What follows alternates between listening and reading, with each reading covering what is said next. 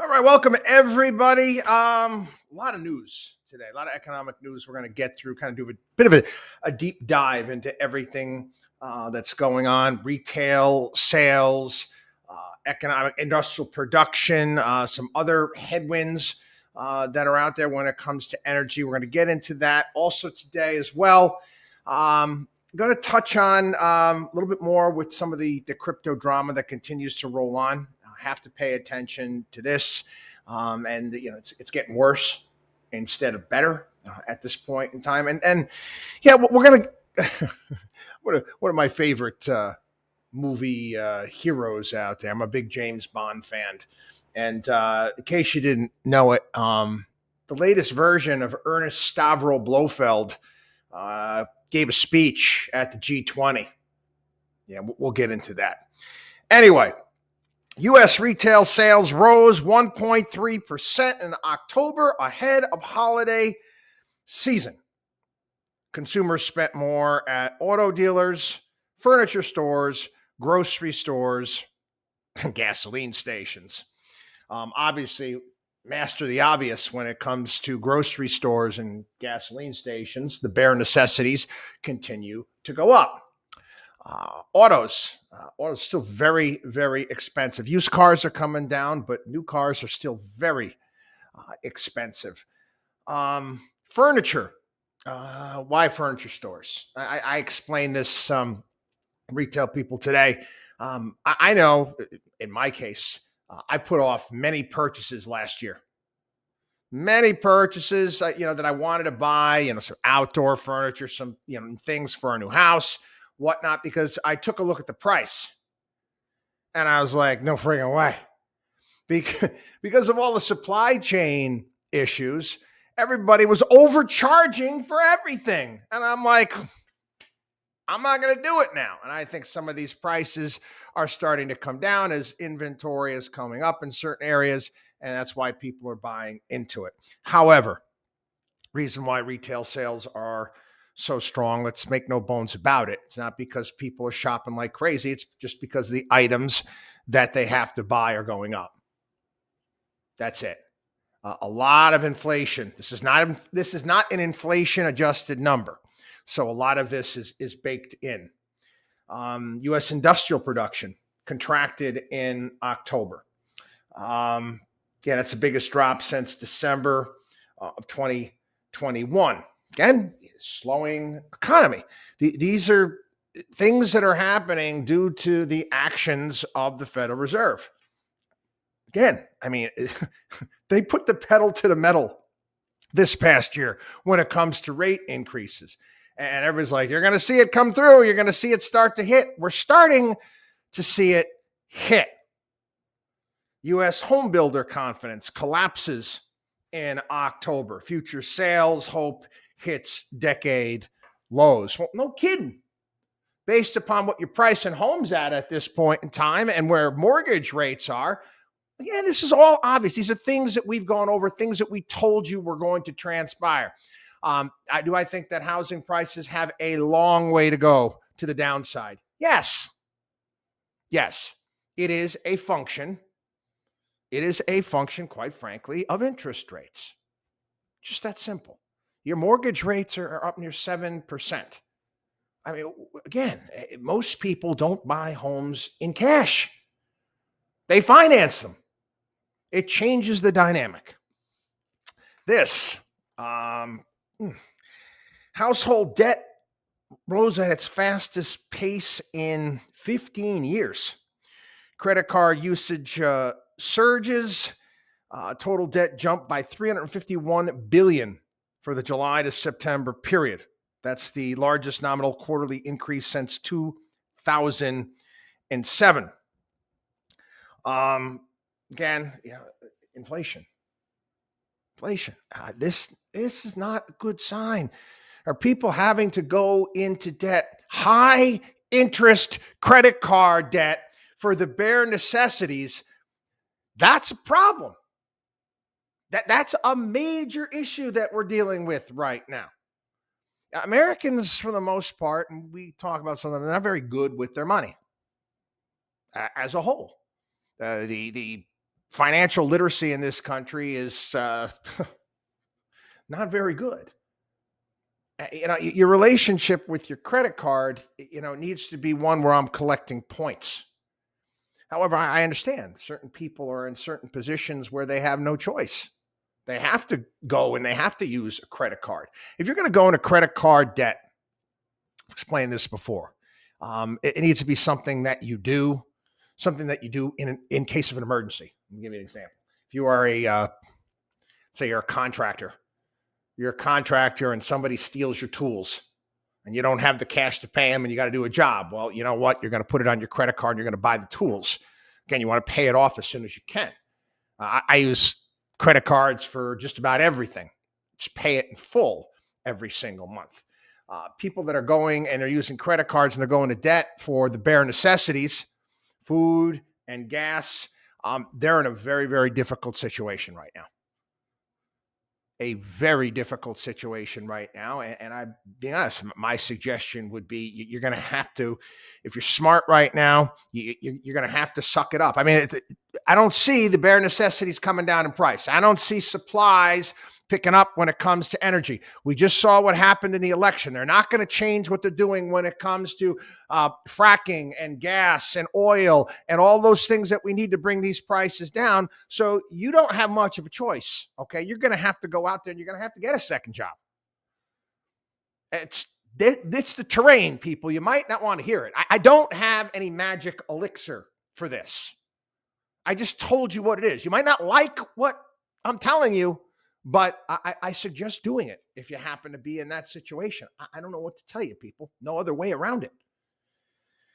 Again, this is part of it too. Heating New England's homes will be expensive this winter. An average household that burns heating oil could spend 45% more for it this winter. 45%. That, my friends, is a massive hit for a lot of households. And again, I have to, where I live here on Long Island, we don't have natural gas. We have oil. And, for a while there, natural gas and oil were pretty much trading at the same level. Not the case anymore. Natural gas is cheaper at this point in time. The reason why we don't have natural gas here where I live and in many other areas in New England is because they don't allow pipelines. They don't allow pipelines. That's the issue. And again, you got the Jones Act when it comes to liquefied natural gas. So if you tried to get it from some of the ports here in the United States, the ships aren't there to bring it into Boston Harbor. Can't do it because of the Jones Act, because we're protecting unions. So the ships go somewhere else. Again, we're our own worst enemy. But again, this is a massive headwind when it comes to retail, when it comes to the overall economy. Some of the numbers that came out today.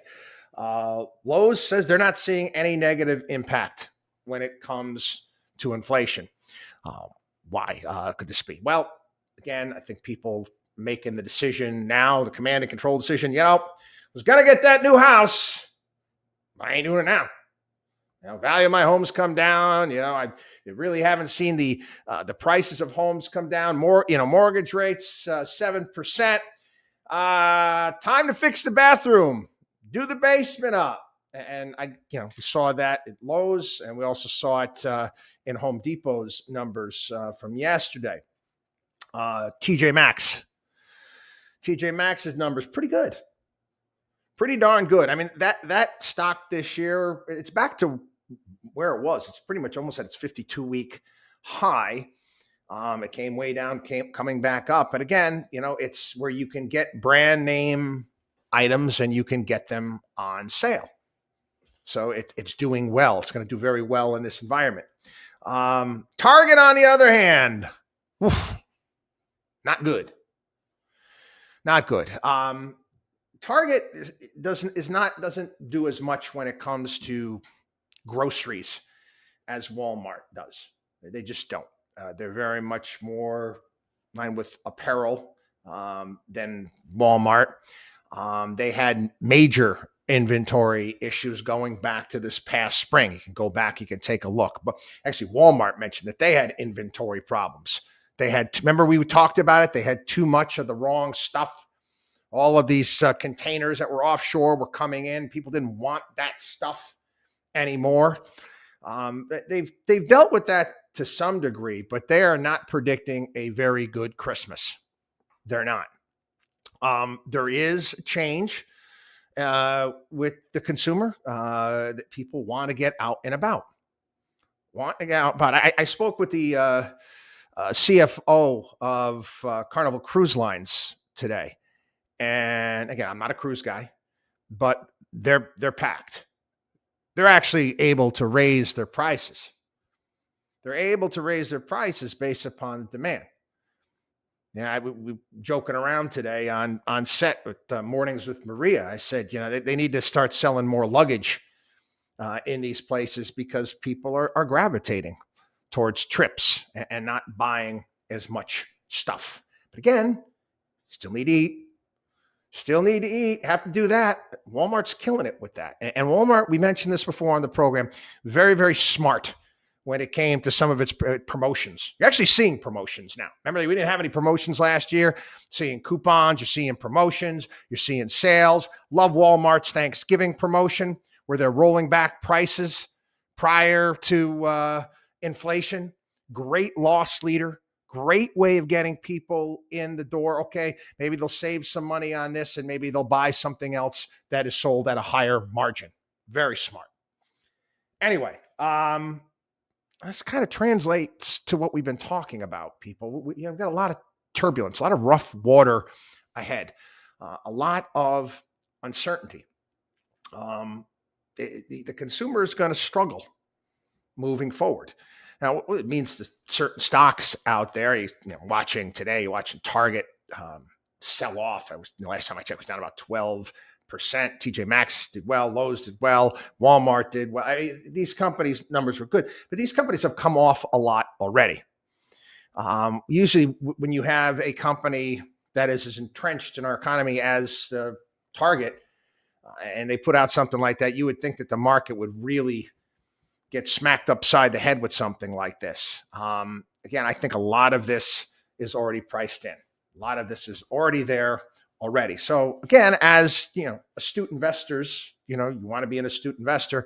Again, you want to look for the highest quality that's out there. Fundamentals, dividends, all of these things are very, very important. What is the valuation? What's the PE? Where are they planning on going? All of these things you can take advantage of. Difficult markets, whether they be a down market or whether it be a sideways market, offers up the opportunity to buy companies that are down. Their dividends are up because of it. They pay more. That compounding over time, the royal road to riches, something we constantly try to teach here on the program. All right.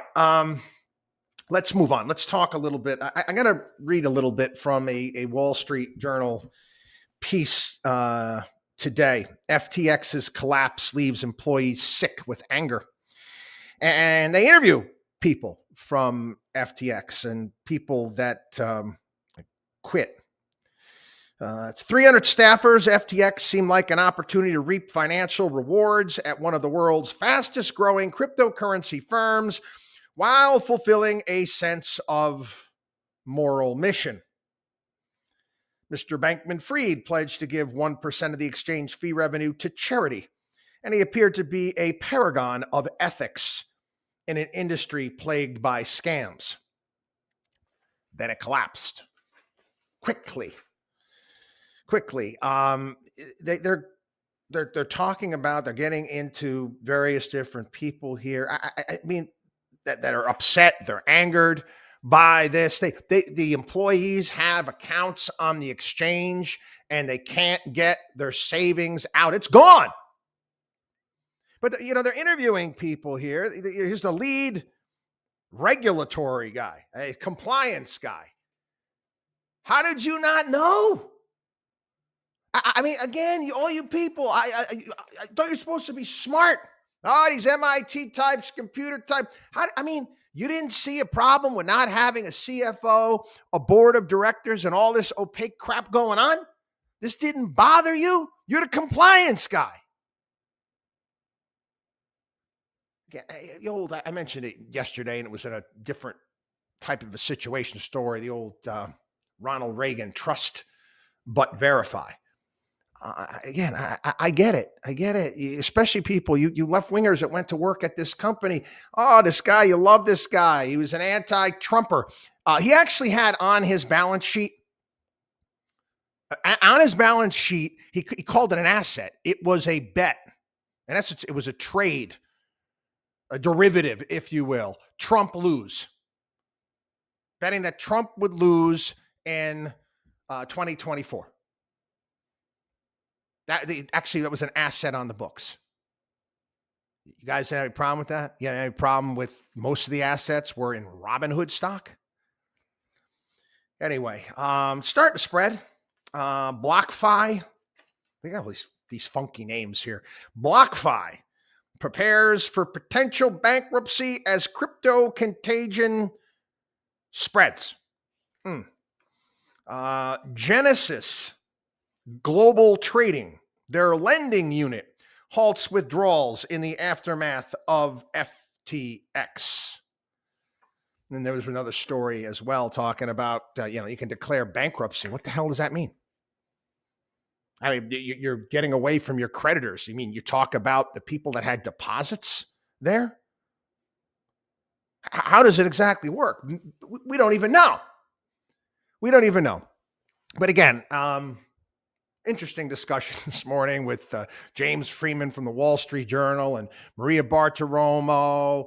And there's a bunch of people that we were talking about this, and the idea. Kenny Polcari too was there. It was a great group today. But we put this into perspective. They keep calling Bitcoin a commodity. And you got Republicans in Congress calling it a commodity, teaming up to come up with some sort of regulation. They wanted to allow people to put this into their 401ks. How is it a commodity? I mean, when you think of the word commodity, it's what comes to mind. You're talking gold. You're talking lumber. You're talking wheat.